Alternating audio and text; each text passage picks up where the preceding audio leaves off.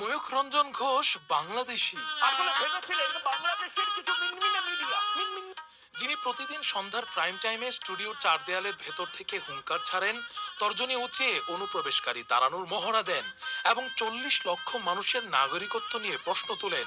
ভাগ্যের নির্মম পরিহাসে আজ সেই জাতীয়তাবাদী কণ্ঠস্বরকেই দাঁড়াতে হলো শুনানির দীর্ঘ লাইনে। হিয়ারিং আমার নাম এসেছে। থাকবে না বাংলাদেশ, থাকবে না বাংলাদেশ বলা ময়ূখ রঞ্জন ঘোষ নিজেকে বাংলাদেশি না এটা প্রমাণ করতেই SIR এর লাইনে দাঁড়ানো হয়েছে। অর্থাৎ ভারতীয়দেরকে যারা বাংলা ভাষায় কথা বলতে হয় তারা এখন শান্তিতে নেই। তাদেরকে বাংলা ভাষায় কথা বললেই বাংলাদেশি সন্দেহে বাংলাদেশে শুধুমাত্র বর্ডার পার করতে চায় ভারতীয় সরকার। তার থেকে আমরা অনেক ভালো আছি।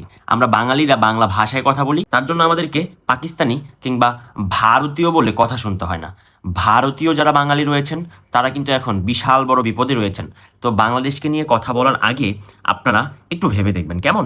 অন্যের জন্য গিবট করতে, অন্যের জন্য গর্ত খুঁড়তে কিংবা কবর খুঁড়তে হলে সেখানে আগে নিজে পড়তে হয়, সে বিষয়টি আবারও প্রমাণিত হলো।